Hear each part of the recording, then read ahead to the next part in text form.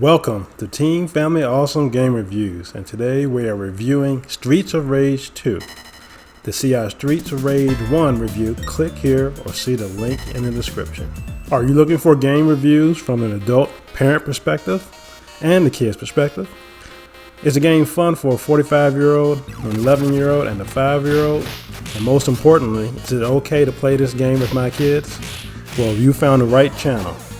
I'm Brandon, and you'll be hearing from Cannon, who is 11, and Canton, who is 5. We are playing Streets of Rage 2 on the iPhone and iPad, which is pretty cool as it allows us to play the two-player version on our separate screens. Quick fact, did you know that Streets of Rage was released as Bare Knuckle in Japan? Yeah, that's right, Bare Knuckle. I left that tidbit out in our last review for Streets of Rage 1. Streets of Rage 2 was released here in the USA in December of 1992, a few weeks before the launch in Japan and Europe, which is surprising since usually the games are released in Japan before coming here. It was obviously the sequel to Streets of Rage 1 and a success judged by the commercial results and the public opinion. Many consider it the best entry of the entire series. So the biggest changes from Streets of Rage 1 to 2 are as follows. The view is zoomed in a little, making all the characters larger. Two new characters have been added, Eddie, aka Skate, and Max Thunder, but Adam has been removed. New enemies have been added, such as ninjas, robots, and bikers. The special attacks have been changed from that police car artillery attack to individual special attacks to drain part of your health. This attack can be done repeatedly as long as there is enough health left. If there isn't enough health, the special attack is not performed. Also, if the character is not moving and hits the special attack without hitting anyone, the health bar is not depleted. Hitting the special attack button by mistake in the first game was one of the game's biggest negatives, as you could only use it once per life or level. The characters also have a semi-special move which can be used repeatedly without draining the life bar. The characters now have more attacks and play a little more differently than each other. And the enemies now have life gauges, so you know how close they are to being defeated. This is a big improvement to me because when I was playing back in the day in the first game, only the bosses had a health bar.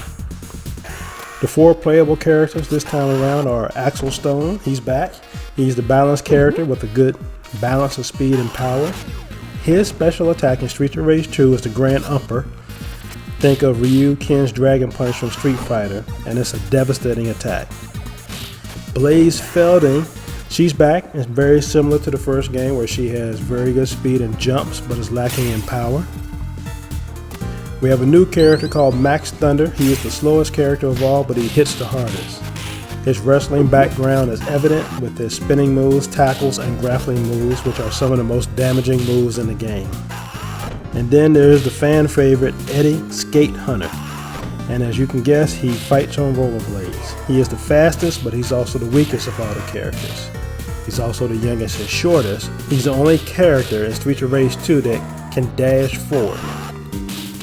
One of his unique moves is to jump on the back of shoulders of his and release a flurry of punches. The plot? Well, it's been a year since everything went down in Streets of Rage 1. And to celebrate their victory, Adam, Axel, and Blaze are reuniting at their favorite spot in the city. The next day, Adam's younger brother, Skate, calls Blaze and Axel to let them know that he has received a photo of Adam chained to a wall at the feet of Mr. X, the Kingpin from Streets of Rage 1. So Blaze and Axel set out to free Adam and the city from the clutches of Mr. X. Skate demands to help rescue his brother as well, and Adam and Axel's friend Max Thunder joins in. But unlike Streets of Rage 1, there is only one ending this time around. All in all, I think Streets of Rage 2 holds up better than Streets of Rage 1. The music is based on early 90s club beats, which is really cool. I think zooming in the camera a little bit compared to the first game was a good move. It's also neat the way you move downwards in some levels and not just to the right continuously. The enemies are varied and pretty cool. The bikers are really new and innovative at first and then become annoying. The player characters are more differentiated this time around, so it really feels like you're playing with different characters. And best of all, they fixed that special attack.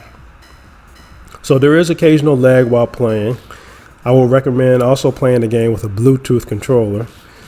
The game is free, but it comes with ads. Go ahead and pay to get rid of those ads. The ads are pretty annoying. And there's still some also features like a neat 15-second rewind. Same as in our review for Streets of Rage 1, there are the same game stereotypes here.